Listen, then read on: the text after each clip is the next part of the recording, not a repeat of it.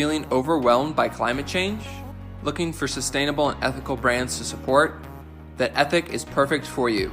Ethic is a simple browser extension that helps you find sustainable and ethical brands online. Learn more at ethyk.org, ethyk.org.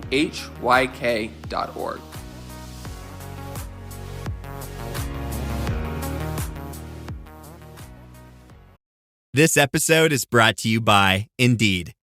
When your computer breaks, you don't wait for it to magically start working again. You fix the problem. So why wait to hire the people your company desperately needs? Use Indeed's sponsored jobs to hire top talent fast. And even better, you only pay for results. There's no need to wait. Speed up your hiring with a $75 sponsored job credit at Indeed.com/podcast. Terms and conditions apply.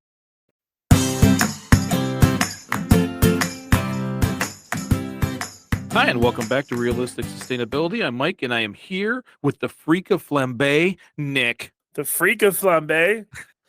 All right, yeah, that's okay. That one left me speechless for some reason. Every time the word freak comes into play, I never know how to take it. See, I tried to say that. So last night, as you know, Jameson was helping me with some of your, as she thought was the greatest joke ever, quote unquote, nicknames. I approve of that joke, by the way. Yeah, and so she was firing out all of these things, and I'm like, well, I don't think you should put freak in it. And she's like, you're trying to damage my brilliance. And so I finally decided, okay, we're gonna put it in there. But yeah, I'm gonna give credit now. Jameson came up with that. I like it. It is it's not bad. It's different. It's better than. So I talked to her a little bit last night, and she pitched me one of them, and I laughed really hard, but I couldn't bring myself to say it on here. And it's not. I mean, you guys need to work on it, but you'll get better. I don't know. I just find it fun looking for these cute little food names to give you. Keep going. It's fine. Well, we should be keeping a running log to see how many there are. Right. I'd have to go back and check them because I have not wrote them down. She keeps going, have you tried this yet? And I'm like, I honestly don't remember. Most of these were off the top of my head till just recently. They were off the top of your head? Yeah. That's, I dedicate time and effort into excellence. I call you the excellence of execution, but your name's not Brett, so. That is true. So this week, I want to talk about sustainable communities because here in Michigan, it's starting to get a little warmer. We're starting to move towards spring. People are starting to look for things to do. I'm pretty lucky because I've got people messaging me going, hey, I found this organization in town. I'm going to start helping this organization. So I know people are starting to move around looking for things to do for sustainability. What I didn't realize is when I started to research quote unquote sustainable communities is no one knows what it is.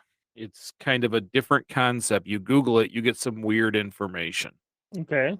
So go ahead. No, you go first. So what I did last night is I sat down as if I was the first person ever to think of it and just started coming up with what it takes to have a sustainable community. I guarantee in the few hours that I was working on this, I did not get it all. But because I was online looking for the ideas, it was pretty surprising. This show was supposed to be purely about sustainable communities, but it's now going to be more about what I didn't find online. Okay. Well, what didn't you find online? Like, we need details. We need answers. If you keep leaving me hanging, I'm going to go make food.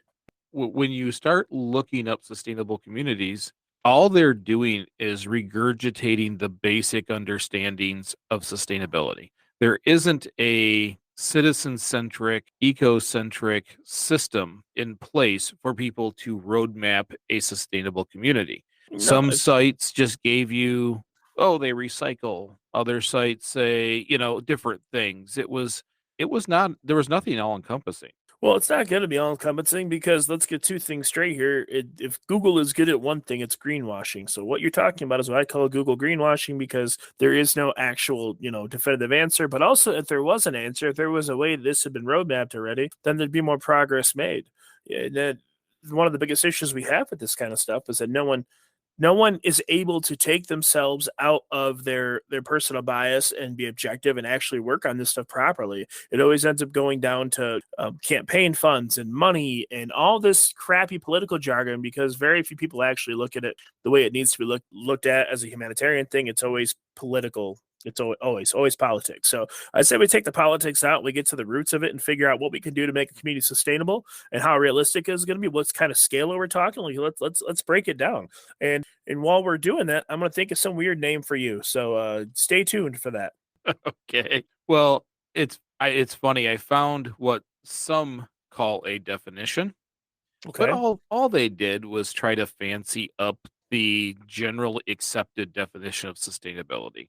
What I found online was a sustainable community manages its human, natural, and financial capital to meet the current needs while ensuring that adequate resources are left for future generations, which Okay. is just a prettied up version of the standard definition for sustainability. Now, but that doesn't tell people much of anything. If they were looking for, let's say they were moving and looking for a more sustainable community to live in, or there's someone like me who wants to constantly scrutinize everything and see where we can make little tweaks and changes so that our town itself becomes more sustainable. And none of that comes from the fancy attempt to be wordy. Well, I agree. None of it comes from fancy wording. Words are, how do I word this? Words are the tools to appease the masses. People use elegant speak to smooth things over when they don't have action to support it. That's the best way I can put it. There are more abrasive ways I could explain that, but I'm trying not to swear, so I won't. Very good.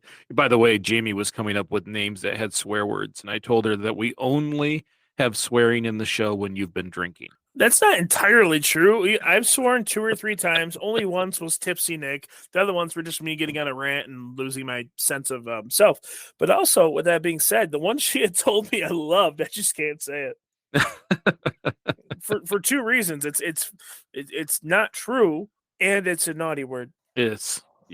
And this is a family-friendly environment. You don't It you tries to agree? be. I'm trying not to ruin it, Michael. That's all. Okay.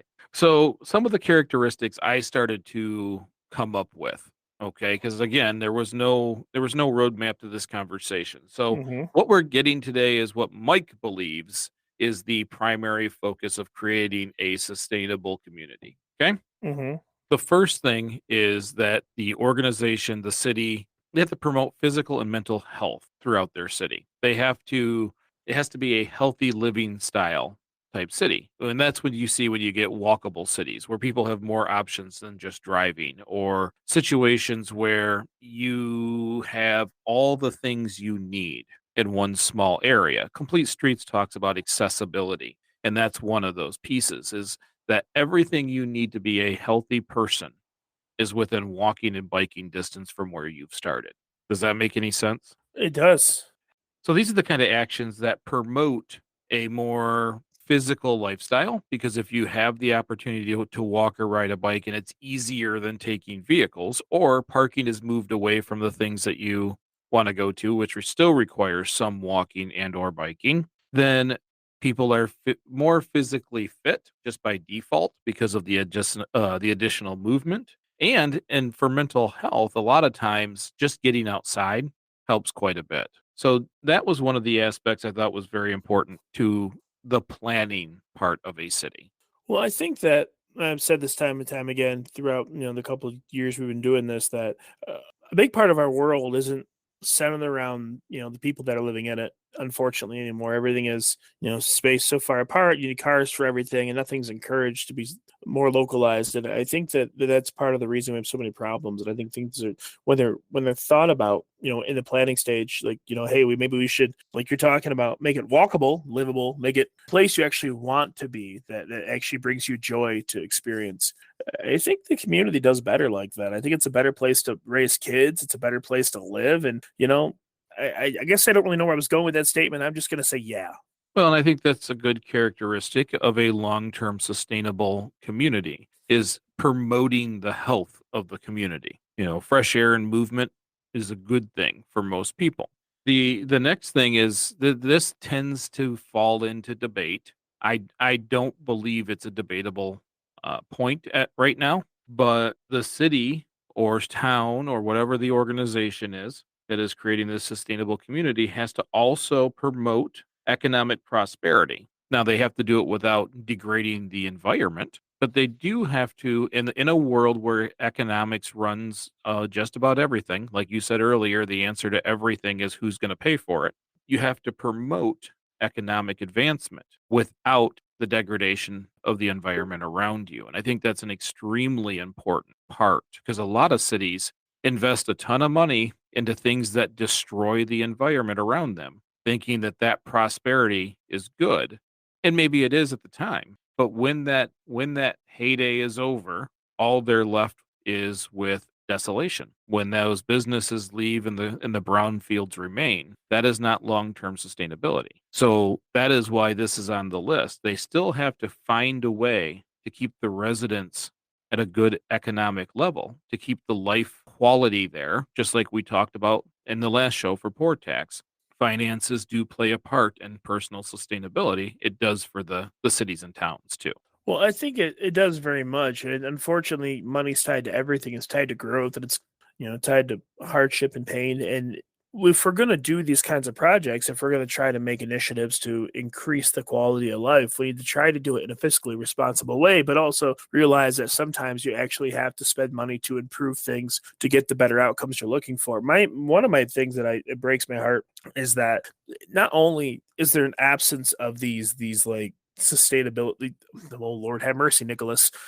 Not only is there an absence of these sustainable areas, but also like, you really have to explain to people why they're justified. Like when you say, I want to make the city more livable, like they literally don't get it. They just like, why? Mhm. Because they're so used to like how bad things are. And I'm not saying they're horrible, but they could always get better, could always be more enjoyable. Well, there's a whole segment of people who truly believe that you have to destroy everything around you to have the money to be happy. That's why we hear people all the time wanting new production plants, which generally leave a brownfield when they're done. They just see it as, well, this will last my lifetime, don't really care what happens after that, because they believe that the financial gain is going to be bigger than any negative aspect. But I think we've seen, you and I are uniquely placed where we can see it in Flint, where that's not how that works. It can almost destroy cultures. It can destroy the grounds of a place. It can, business owners come and go, heartache along with the closings of businesses when those companies leave. There's a ton of things that happen if you are not planning sustainable long term. I completely agree with that. I also think that there's too many communities and have banked on, let's say, like a factory or something, being the cornerstone of their area. And then when those companies leave and all of a sudden it's like ripping the foundation out, now there is no sustainability in the area because there's no finance, no money coming in, which means there's no taxes being paid. And it's a huge problem. And I don't think people ever think about that stuff. They just think about jobs, but jobs they move and you have to be able to survive without it. And I see it a lot. And you're right, being with Flint, Saginaw, there's lots of areas around us that are greatly been devastated over the last couple decades by this very thing. Well, you hear me complain about politicians only making decisions within the political cycle and not long term because they're not rewarded for doing so. And that's what happens in our towns and cities. They can be the person who brought this business and all these jobs, but they're long gone when they brought that business and some of those jobs and all of the destruction that came along with it. So, in a sustainable community, you have to have a balance. There has to be economic growth for the citizens, but not at the expense of the city itself, which kind of brings me into my next one. And that's when you design the city, it should ease people. Traffic should not be fast. It should be slow. It should be minimized. The nature should be infused into the design. We should feel comfortable, shade, relaxation. These are things that we should have from our living environment. It's one of the things I liked about Hawaii. They always say they're on Hawaiian time, but it really is just a casual, relaxed living. There's been years, I would say since at least the early 80s, that unless you were moving at 200 miles an hour and you were the fastest worker you've ever seen, you're just a bad person. Like we have really changed, we've damaged our culture, making work the focal point instead of living. And the cities should be a focal point of living. Hmm. I agree with that. I guess I don't know what the right. I guess Mike, I keep losing my words. I don't know the best way to move forward. I see the things you've done in Duran, and I think it's amazing, and I think there are so many wonderful steps that can be taken. But like, how do you convince the public? How do you show them the benefits of these changes? How do you make a case for yourself? Essentially, how do you build a sales pitch for making people healthier and happier? Well, well, the first thing is I'm super lucky because I didn't have to do crap really. I've done a little bit of the stuff, but we have a group of people who put in tons of effort, including Mayor Jeff. But you can't convince anybody. What you have to do is sell that vision on a small core of people so that you just go do it. That's where Edible Landscape came in. But you remember all the negative.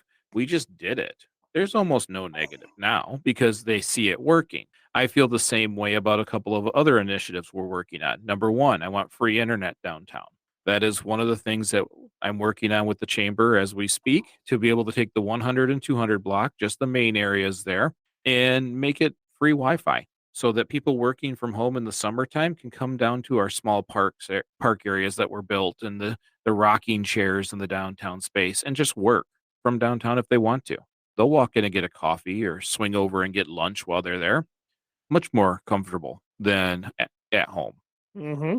especially if we're starting to calm the traffic and it's quiet and all there really is birds chirping and people talking. The focus is getting little pieces done. I still want water. We have food downtown. Now I need water. That's another one that people push back on because, well, you just want people to get free water even though they're not paying their bill. I don't really care. Water is what people need for life. When they walk their dogs, the dog needs water. When they walk down the street over these long distances, they can refill a water bottle. Water is important. It's part of life. The biggest part of stopping that criticism or getting people on your side is reminding them that their response is based out of conditioning over the last 20 years to get mad when someone gets something. That's not how a community works.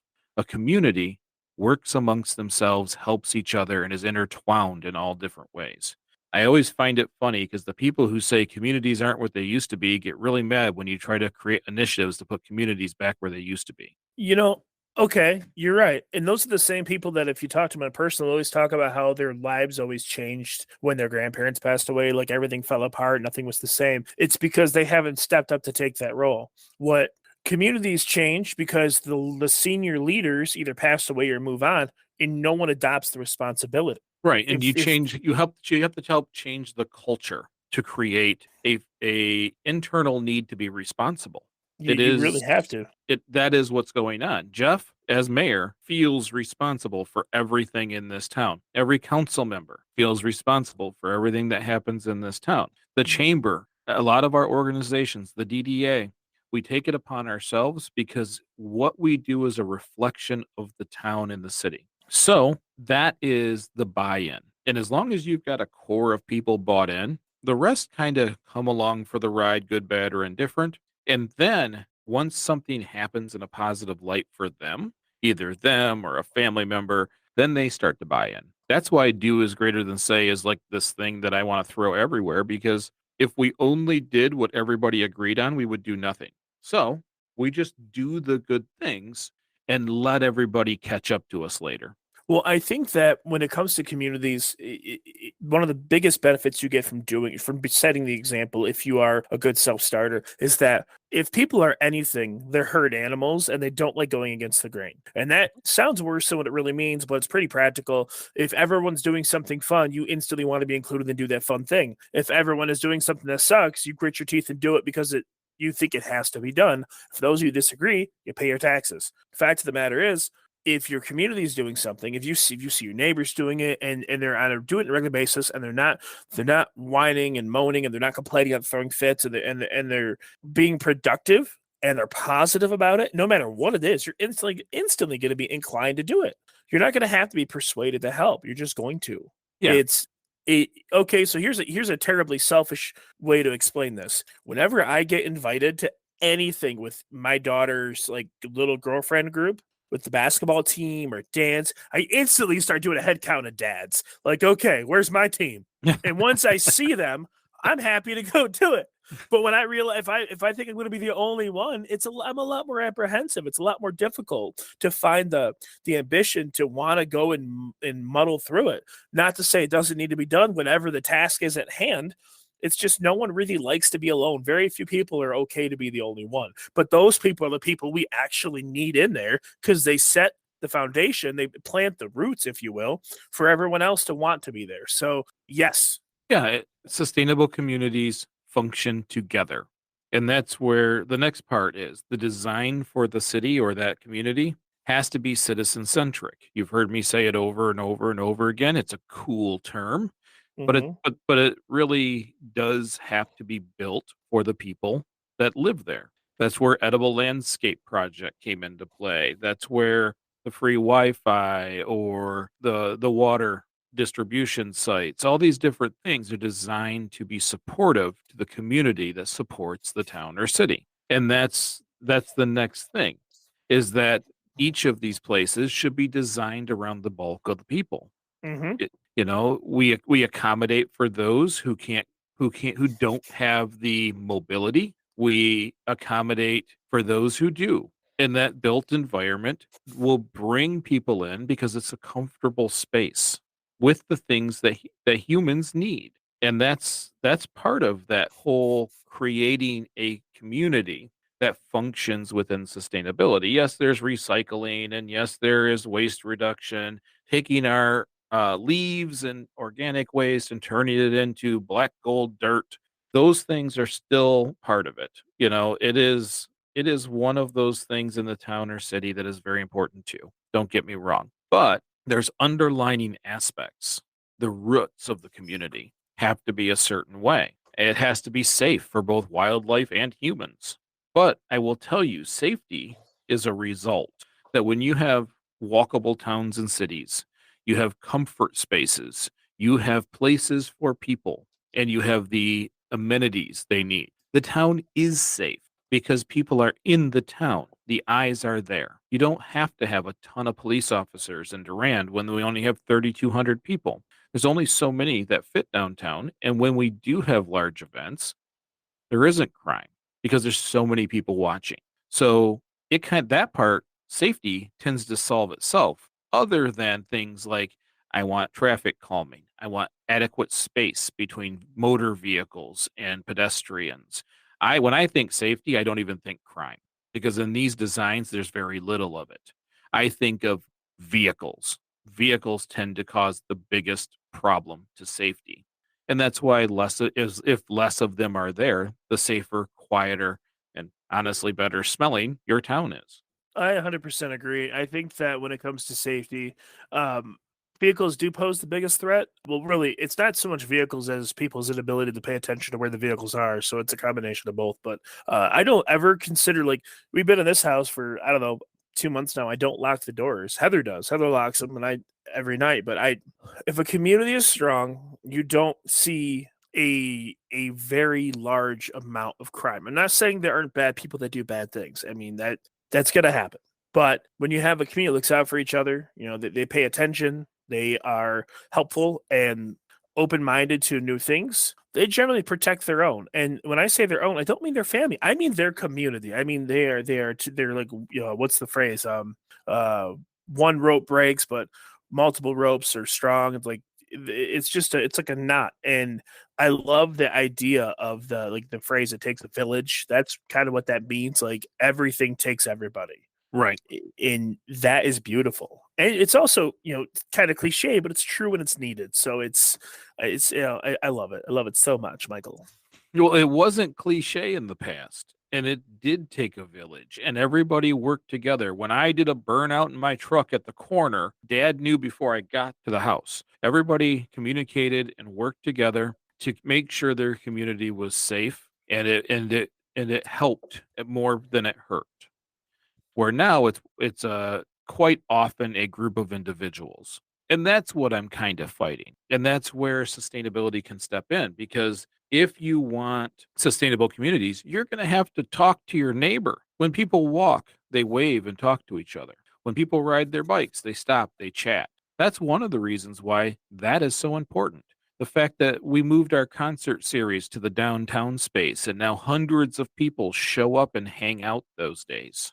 That is a community building event because everybody is interacting with each other. Same thing with all these like little festivals that instead of being off in a field, we're downtown. The chamber does amazing work with thinking about how do we take an event and make it more interactive? How do we get more people talking to more people and more organizations talking to our citizens?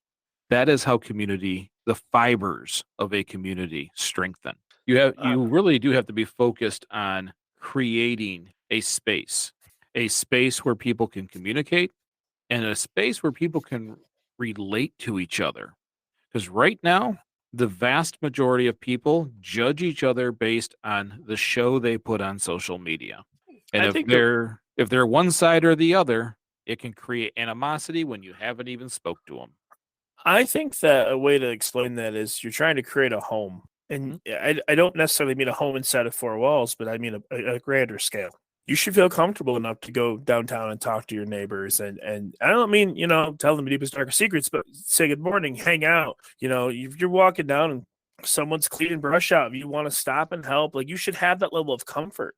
There shouldn't be this awkward, I'm only going to say hi if they say hi to me first.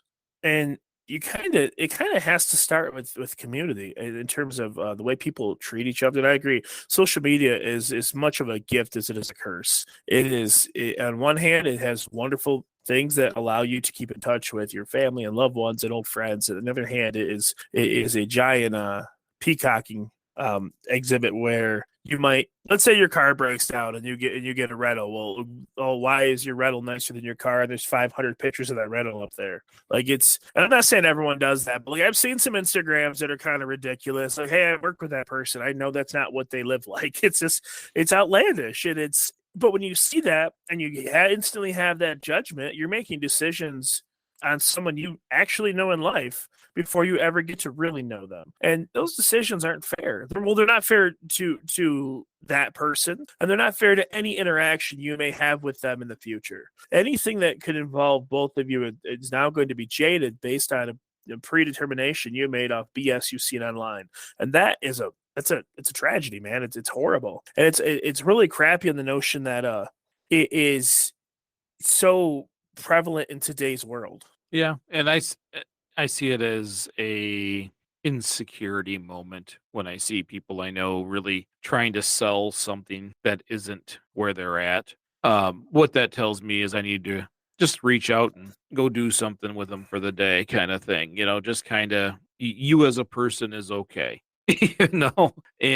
but I think a lot of people don't talk to a lot of people because of the persona that they portray online. That when you put them in a community sitting side by side, after a while, they realize that's just another person living their life. And it changes the whole profile of the relationship. And that's where communities get stronger.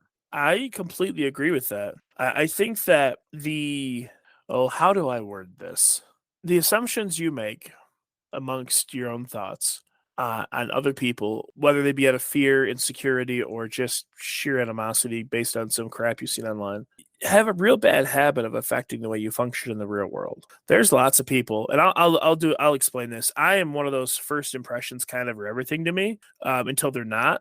So, like, if your first impression with me was short and rude, and you were not agreeable in a sense that we got into an argument or something, if that doesn't get smoothed out, I will unintentionally hold a grudge forever. And I don't realize I'm doing it, but when someone brings their name up, I'm like, oh, I can't stand that guy. And then I go on a little rant, and then I have to realize that, well, what if that guy just had a bad day? What if it's just one bad time and they're not a bad person? And so as a person, like, I have to work on that kind of stuff. And if I'm guilty of that, I know I can't be the only one. No, I think it's human nature at times, but it is two things. We want to build perspective so that, like you said, maybe it was a bad day. Or so I always tell everybody, when someone's mean to you, buy them lunch. It's hard to keep the fight going when you're sitting at a free meal. The other aspect is that we need to have a built environment that encourages interaction. So when I look at sustainable communities or even organizations, they need to have this interwoven, consistent interaction amongst the citizens or members to build that strength. Because it's just like, we're all individuals till a tragedy happens. Then everybody shows up and stands lock arm. Well, we can kind of do that anyways. And the strength in that group and the numbers in that group grows the more time they spend together. Yeah, absolutely. So that's why I think that's one of the biggest pieces to creating a sustainable community. Now, yes, I want wildlife integrated. I want the ability to feel like I'm in a park when I'm downtown. I want trails and gardens and all these things that honestly increase your quality of life and length of life. But I also need to make sure that people are interacting. They're stopping in at your local businesses. They're just stopping to chat. I love it when people come in to dabble and just hang out for a little bit and chat with me. It's just part of building that community. And that's why this show became what it was. I expected to find some roadmap that told me what to tell everybody, and there wasn't one. There isn't a roadmap. Some cities decide that they're sustainable because they run high recycling rates. Some cities do it because they follow complete streets. But really, a truly sustainable community integrates all of these pieces into one. I agree with that. I think the reason you couldn't find an answer is primarily the fact that because the answer relies in the individuals that live in the community and stepping up and doing their part and realizing that they have a role to play and that they are to some degree, even a very small degree, kind of at fault for allowing it to stay the way it is. Now, and I'm not blaming everyone in the world. I know that sometimes you're just born into something and you have no effect on how it got there, but that's what you're born into. But just because you did not cause the problem does not absolve you of the responsibility to influence the change. So if you are raised in a town and like before I moved to Montrose, I wanted to be the mayor. I wanted to have more of a role there. I'm sorry, before I moved out of Montrose, I wanted to influence change in the town because when I was a kid, I loved living there. But as an adult now, and we had very little then, there's even less to do there now. The town is just a dead zone.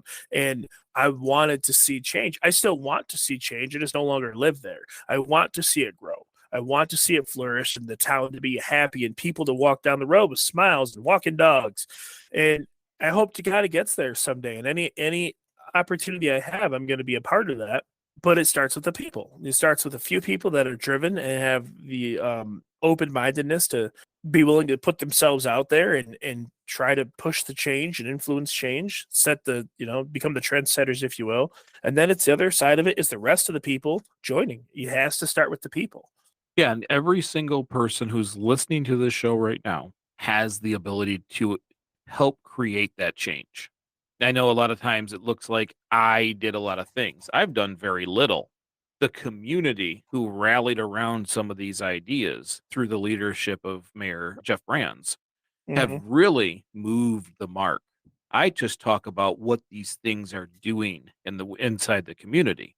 I have the smallest role other than spreading it to other communities. So anyone can start to make those changes where they live just through action by grabbing a few friends and doing something. You'd be amazed how quickly everybody knows who you are if they saw you every Saturday cleaning streets. Well, go on. At first, they think you're doing community service, but after a while, they know that you're just choosing to do it. Well, there's a serious lack of orange. I mean, it's not like you're in jail, but I would say that, yeah, if you're out there and you're doing stuff on a regular basis and it just like, let's say you're doing edible landscaping, working on some of the flower beds and you're, weeding them and stuff, people are going to walk by, you're going to say hello. And when there's a level of comfort, and openness, they'll stop and they'll chat with you. And then it only takes 5 seconds to make a friend. I'm not saying like a best friend, but hey, that's Bob, or hey, that's John, or hey, that's Mike. Like you'll know their name, and you'll have a little story of how you met. And next thing you know, you're meeting for coffee, and these things start at such a small, like a plant. The seeds are so tiny and so simple. You can't disregard what a 5-second gesture of kindness and friendship can do. That's the seed that if you plant and you water it, it blooms into the most beautiful flower. And yes, I'm using a lot of puns and a lot of analogies, but they're all true, man. I have cultivated some of the best relationships over the years off of 5-second joke and then a conversation at the grocery store that just kind of happened. You know what I mean? And then next thing you know, I am networked with this person, and we're realizing we have lots in common, and we have common work interests and common friends, and we do the same projects, and like it just cycles and cycles and cycles. And maybe that won't happen for you. Maybe you'll stop to chat with someone and you'll have nothing in common, but you'll get along, and they end up being the guy that always seems to save your butt. And every one of us has that guy. Every one of us has a friend that is like the antithesis of our life. Like, he's a good guy, but he's into everything you're not. He has every tool you would never buy. And whenever you break something, he's the only one that knows how to fix it. Everyone has that guy or that gal. And if you don't, you're lying to yourself, and you haven't had to use them yet, but they exist.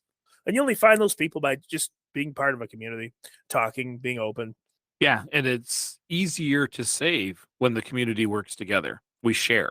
We work together.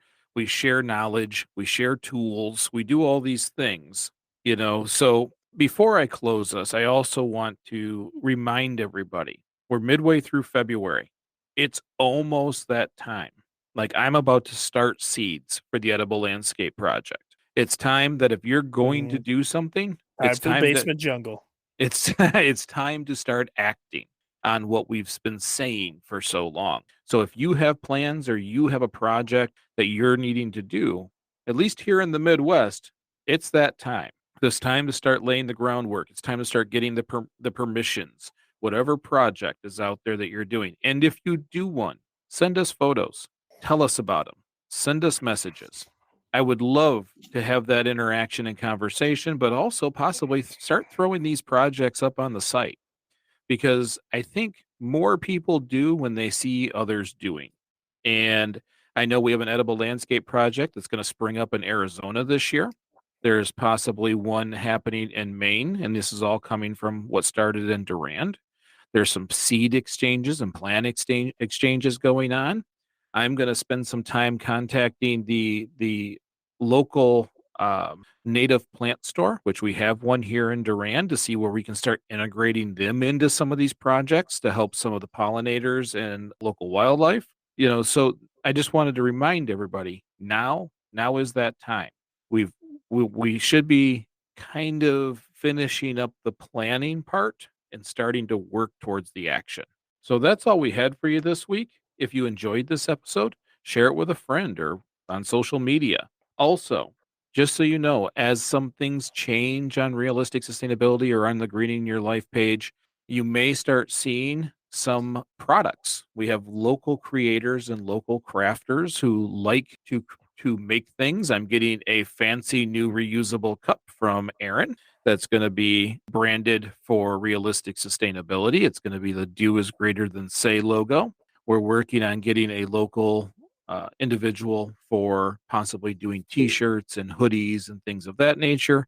And before anybody says, yep, probably not the most sustainable overall, but it helps spread the message. And we are working to help create business for local and small business. So we are going to continuously add to that.